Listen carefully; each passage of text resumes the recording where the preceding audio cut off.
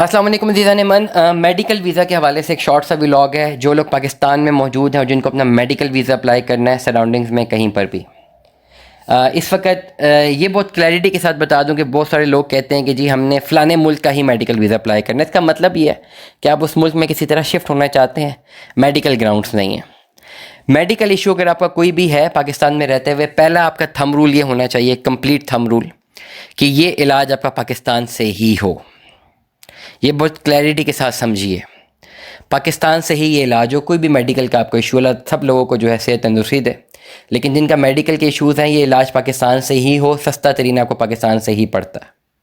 लेकिन अगर खुदा न खास्ता यहाँ पे मौजूद डॉक्टर्स या डॉक्टर्स का बोर्ड ये कह दे कि भाई यहाँ पे इलाज मुमकिन नहीं है, मुल्क से बाहर जाओ, तो एक रिटन लेटर लाजमी चाहिए जिसमें वो बोर्ड ऑफ डॉक्टर या डॉक्टर्स ये लिख के दें कि भाई फ़लाने मुल्क में इलाज होगा, अगर आपने किसी स्पेसिफिक मुल्क का मेडिकल वीज़ा अप्लाई करना है। या नंबर 2, वो अगर नहीं होता तो फिर अगर वो लिख दें कि पाकिस्तान से बाहर है, तो उनका रिटर्न इन्फॉर्मेशन होनी चाहिए। एक चीज़ समझिए कि अगर आपको रेफ़र किया जा रहा है मेडिकल ग्राउंड्स में मुल्क से बाहर, तो आपका पैसा अच्छा खासा लगेगा। जिस भी मुल्क में जाएंगे वो लोग फ्री में आपका इलाज नहीं करेंगे, अपने मुल्क की करेंसी में आपका इलाज करेंगे और अच्छे खासे पैसे चार्ज करेंगे। नंबर 1, एम्बेसी की फ़ीसेस आपको चार्ज होंगी, आपको कंसल्टेंट की फ़ीसेस चार्ज होंगी, मेडिकल कोऑर्डिनेटर की फ़ीसेस चार्ज होंगी, आने जाने का किराया आपको देना होता है, जो भी टिकट्स हैं, वीज़ा फ़ीस देनी होती है, अटेंडेंट साथ 1 है या 2 है उसके चार्जेस होते हैं, जहाँ पे आप जाके रहेंगे जब तक इलाज चलेगा, हॉस्पिटल के एक्सपेंसेस आपको देने हैं, वहाँ की ट्रांसपोर्ट के एक्सपेंसेस देने हैं, आने के पैसे देने हैं, रहने के पैसे देने हैं, तो अच्छा खासा पैसा तो लगेगा। और मेडिकल वीज़ा जो मेडिकल ग्राउंड्स पे लगता है वो एक टाइम पीरियड के लिए लगता है और उस पर वापस आना लाजमी होता है। ये नहीं होता कि आप मेडिकल ग्राउंड्स पे जाएं वापस ही ना आए। This is very clear.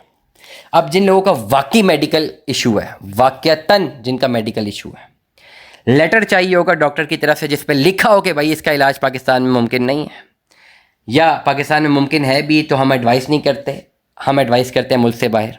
और अगर किसी स्पेसिफिक मुल्क का है, उन्होंने एडवाइस किया हुआ तो लिखा होना चाहिए। नंबर 1, ये अगर बोर्ड ने डिसाइड किया हुआ तो लिखा होना चाहिए। That is very important.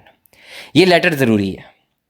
इस लेटर के बाद यहाँ से काम शुरू होता है। सबसे पहले आपको, लेट सपोज किसी भी मुल्क का आपने मेडिकल वीज़ा अप्लाई करना है, वो अपना केस वहाँ पे मौजूद किसी ऐसे हॉस्पिटल्स की तरफ जाना पड़ता है जो हॉस्पिटल अलाउ करते हैं फॉरेनर्स को, फॉरेन पेशेंट्स को कि वो आ सकें, और उसमें वो कॉपरेट भी करते हैं।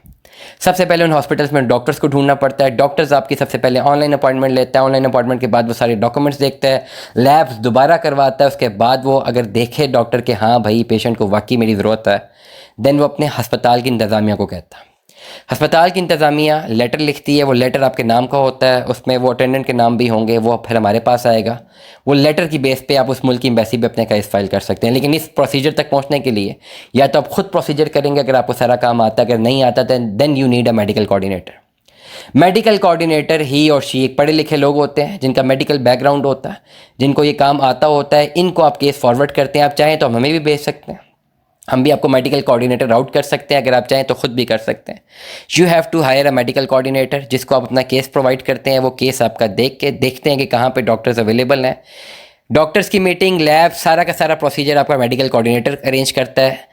वो करने के बाद डॉक्टर को कन्विंस करना मेडिकल कोऑर्डिनेटर का काम होता है कि लेटर दें, और फिर इसको मेक श्योर करना कि उनका हॉस्पिटल लेटर आपके नाम कर दे। ये सारा का सारा काम मेडिकल कोऑर्डिनेटर का।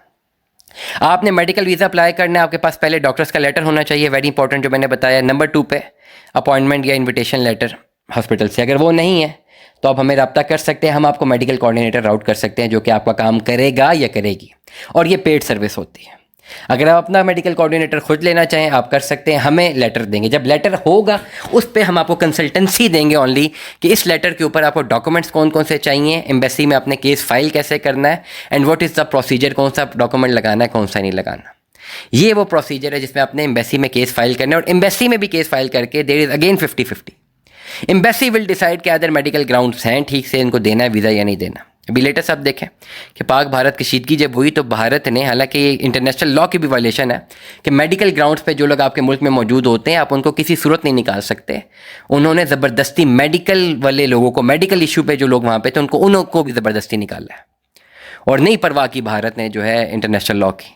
बट येट ये भारत ये ऐसी हरकतें कर सकता है, दूसरे ममालिक नहीं करते। येट आप अपना जब केस जमा करवाते हैं एम्बेसी 50-50 होती है, either they give you the visa either they give you not, but procedure आपको फॉलो करना है। लोग हमें रब्ता करते हैं जी मेडिकल वीज़ा चाहिए, कोई लेटर हमारे पास नहीं दिखाते कि भाई डॉक्टर ने लिखा भी हुआ है। जब तक डॉक्टर ने नहीं लिखा हुआ इसका मतलब कि आप फेक अपना मेडिकल वीज़ा अप्लाई करें, और फेक वीज़ा के लिए आप हमसे रब्ता नहीं कर सकते। दुआ में याद रखिएगा, अपना बहुत सारा ख्याल रखिएगा। स्टे ट्यून में। अल्लाह हाफ़िज़।